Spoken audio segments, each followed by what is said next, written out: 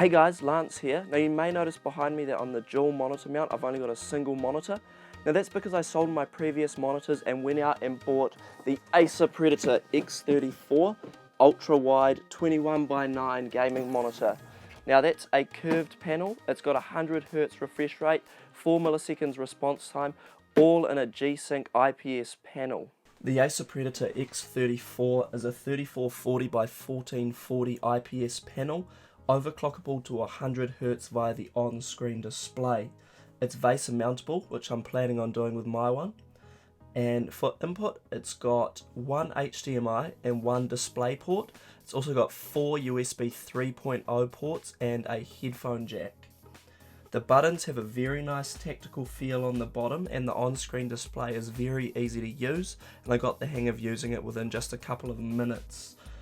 The stand is a very sturdy metal stand, and the feet in the shape of a V protrude forward, looking like a skeleton type shape. It does look very nice, but I found it got in the way of my mouse pad, and I had to twist the stand to the side slightly so I could have more mousepad space when I was playing competitive CSGO. The Predator X34 has a large range of movement, which is very handy if you ever need to make adjustments to your display, if you need to move it around. It's got 172 degrees horizontal and 178 degrees vertical, as well as height adjustment, which is very easy and feels very sturdy when moving the screen.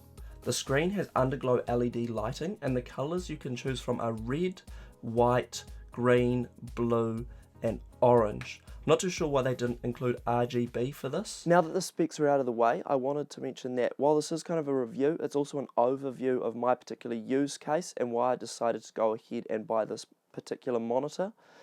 And also a few things I found in the first few days and weeks of owning this monitor that I would have liked to have known before purchasing it that aren't really too commonly found without digging really deep into reviews and forums and things like that. Now it's not all bad.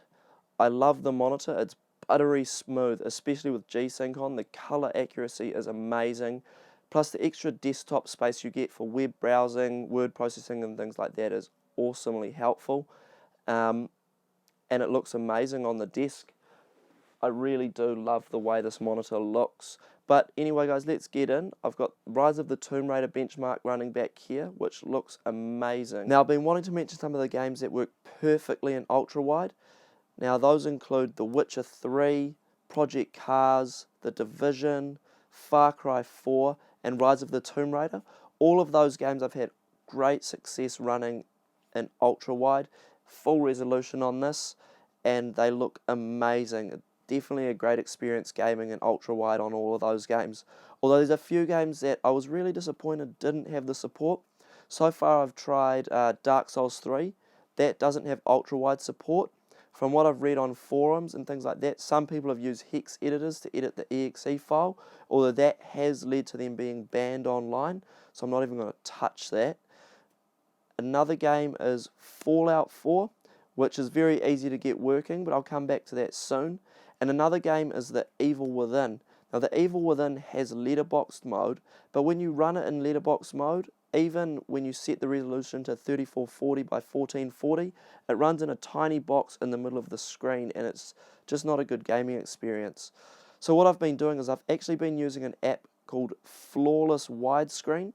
That's actually let me get The Evil Within, Fallout 4, Skyrim, all of those games to run in ultra wide, issue free, so I've been really happy with that. I'll put a link in the description. It's definitely a worthwhile app to use if you are planning on gaming in ultra wide on a lot of older titles or games that don't support it. It doesn't support everything, but there is a lot of games it supports. Of course, you'll need quite a good GPU to run anything at full resolution. It's 3440 by 1440, whereas 4K is 3820 by 2160, so the horizontal resolution is only slightly lower than 4K. So you'll need to keep that in mind if you plan to buy one of these, as you'll need quite a decent GPU. I'm still getting some games that I can't run at very high graphics, even with two GTX 970s and SLI. I know that 970s aren't the greatest, but two of them in SLI still perform pretty decently.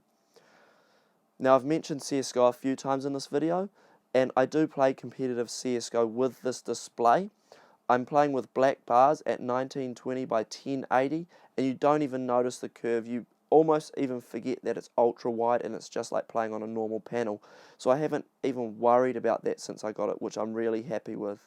Now the curve is something I found interesting. Now the curve I thought you'd notice, but you don't even notice it when you're sitting in front of the monitor. In fact, if anything, it's quite beneficial because it makes it a lot easier to look around the screen. You get less reflection on the sides, things like that. There's been some people that say there's a lot of light bleed on the corners of these monitors, although I haven't noticed any in the time I've had it. So I'm happy with that. I might have just got lucky. It might have been fixed in the latest revision of these monitors. I'm not really 100% sure. Something I found really interesting with this is I can't set any custom resolutions, whether they be 16 by 9 or 21 by 9 or close to. I tried setting with an NVIDIA control panel and an application called CRU. I tried to set 2560 by 1080 to have a lower ultra wide resolution, but I can't get anything. The graphics driver crashes or the computer completely black screens until I force restart and manually set it to a supported resolution. I found that really interesting. Even just trying to set with 60 Hz, I've never had any issues using CRU with any other displays. I could even overclock my 4K Dell panel to 75 Hz with that. So I was surprised I couldn't set any different resolutions on this monitor. So basically, if you're not wanting to game at full resolution, it has to be at a 16 by 9 aspect ratio with black bars, or some games support stretched, which personally I think looks terrible. Some of you may have noticed at this part of the video that the screen has flickered black a couple of times. Now I thought that was an issue with my graphics card overclock, and later found that it was an issue with the cable that shipped with the Acer Predator X34. I've bought a new DisplayPort cable, a high quality one off Amazon, and the issue is completely gone now. I forgot to mention that because this is an X34a revision, my one being manufactured in August 2016, there are a couple of slight extra features.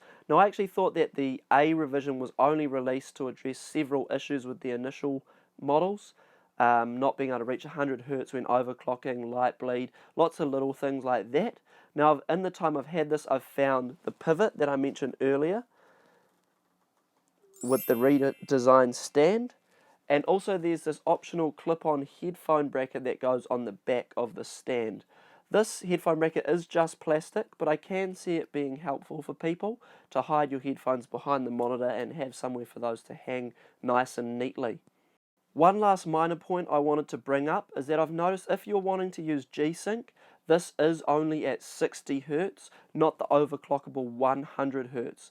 However, with G-Sync on, things are buttery smooth, but if you're wanting that high refresh rate, you won't be able to have G-Sync turned on. Sort of a trade-off, one or the other, but pick and choose what you like. I prefer having the 100 Hz when I'm playing competitive games, and I prefer to have G-Sync on when I'm playing more casual games.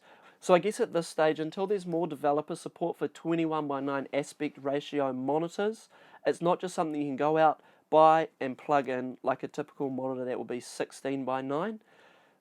You'll probably find yourself going through a lot of forums, doing a lot of reading if you really want every game you play to work in 21 by 9. It's a bit of a shame, but at the same time it's an amazing display, even if you're just wanting more space for video editing, web browsing, things like that, and some gaming. But if you're wanting this as a dedicated gaming monitor, you may find yourself not using all your time to play games and rather researching to be able to play the games at the 21 by 9 aspect ratio. Anyway guys, thanks a lot for watching my review of the Acer Predator X34 gaming monitor. I really do appreciate all the likes and comments I've been getting on previous videos. Please leave a like if you found this video enjoyable or helpful, and hey, even leave a comment for people that may be facing similar issues to I am with this display. And hey, I'll see you guys in the next one.